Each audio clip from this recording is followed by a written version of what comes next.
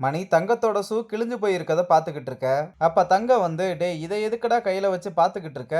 எங்கெல்லாம் இதை தேடிக்கிட்டு இருக்கேன்னு தெரியுமான்னு ஷூவை வாங்கிட்டு பேடை கட்ட சொல்றா. மணியும் பேடை கட்டிட்டு பேட்டிங் பிராக்டிஸுக்கு போக, உள்ள போய் பேட்டை மட்டும் தான் சுத்துறானே தவிர பால் பேட்ல பட மாட்டுது.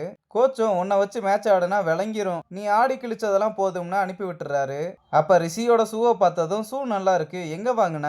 இந்த மாதிரி ஷூவெல்லாம் போட்டா நல்லா விளையாடலாம்லன்னு கேட்டா, ஷூலாம் முக்கியம் இல்ல, ஃபுட் ஒர்க்கும் டைமிங் தான் முக்கியம்னு சொல்ல, டேய் உன்கிட்ட ஷூ எங்க வாங்கினேன்னு கேட்டா, ஏன்டா பாடம் எடுக்கிறேன்னு கிளம்பிடுறான். அப்புறம் வீரா கிட்ட வந்து ஷூ எங்க வாங்கினேன்னு கேட்டா, அந்த ரிஷி ஓவரா பேசுறான் மச்சான், உன் செல்லுல போட்டோ எடுத்து அது என்ன வேலைன்னு பாரு மச்சான்னு சொல்ல, போட்டோ எடுத்து பார்த்தா மச்சான் 800 ரூபா காமிக்குதுடான்னு சொல்ல, எங்க காமின்னு மணியும் பார்த்துட்டு, அட மூதேவி 8000 ரூபா போட்டிருக்குடா, ஏதாவது ஒண்ணு பண்ணி அந்த ஷூவை வாங்கியே ஆகணும்னு முடிவுல இருக்கான். சரி அப்பா கிட்ட கேட்டு பார்க்கலாமேன்னு கேட்டா, உனக்கு கட்டின ஃபீஸே ரிட்டர்ன் கிடைக்குமான்னு எதிர்பார்த்துக்கிட்டு இருக்கேன், இதுல ஷூ வாங்க உனக்கு 8000 ரூபா வேணுமான்னு கண்டபடி திட்டுறாரு.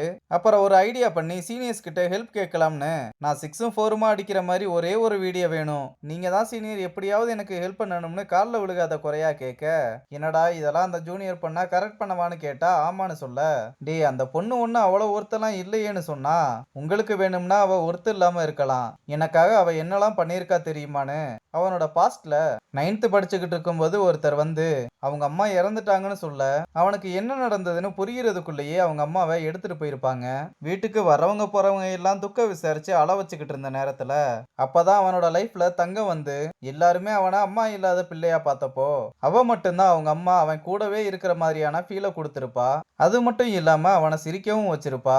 இதை எல்லாத்தையுமே சீனியர்ஸ் கிட்ட சொல்லிட்டு, அப்ப அவ என்ன சிரிக்க வச்சா, அப்ப அவளும் சிரிச்சுக்கிட்டே தானே இருக்கணும்னு சொன்னதும், இதை கேட்டு ஜாக்கியும் ரொம்ப எமோஷன் ஆகி, டேய் உனக்காக இந்த வீடியோவை பண்றோம், உன் கதையை ஒரு படமாவும் எடுக்கிறோம்னு சொல்ல, மணியும் ரொம்ப சந்தோஷப்படுறான். இங்க பக்கத்து வீட்டுக்காரன் வந்து, அண்ணே கொற்கைக்கு பக்கத்துல 2000 வருஷம் பழமையான ஓலைச்சுவடியை வச்சு ஜோசியம் சொல்றாங்க, அங்க போனா ஏதாவது பலன் கிடைக்கும்னு சொல்ல, அப்ப 2000 வருஷத்துக்கு முன்னாடியே எனக்கு கல்யாணம் ஆகாதுன்னு சொல்லிட்டாங்க, எனக்கு கல்யாணம் ஆகாததை கூட பொறுத்துக்குவேன்டா, ஆனா உனக்கெல்லாம் கல்யாணம் முடிஞ்சதை நினைச்சா தாண்டா ரொம்ப கஷ்டமா இருக்குன்னு ஃபீல் பண்றான். அவனும் விடாம கம்பல் பண்ண, சரி வந்து தொலைகிறேன்னு ஒத்துக்கிறான். இங்க நம்ம பசங்க வீடியோ எடுக்க ரெடியாகி பந்த தூக்கி போட்டா ஒரு பால கூட அடிக்காம வெறும் காத்துல மட்டும் பேட்டை வீசிக்கிட்டு இருக்க, ஜேக்கியும் பக்கத்துல வந்து, டேய் ஒரே ஒரு பால் மட்டும் ஆடுறான்னு கெஞ்சுறான். அப்புறம் இது சரிபட்டு வராதுன்னு பிளானை சேஞ்ச் பண்ணிட்டு மாத்தையும் 6ம் 4மா அடிக்கிறதா மணி அடிக்கிற மாதிரி வீடியோ எடுத்து செஞ்சுரி எல்லாம் அடிச்சு வெளியே வர, அப்ப கேர்ள்ஸ் எல்லாம் மணியோட பேரை சொல்லி கத்துற மாதிரி காமிச்சு வீடியோவை முடிக்கிறாங்க.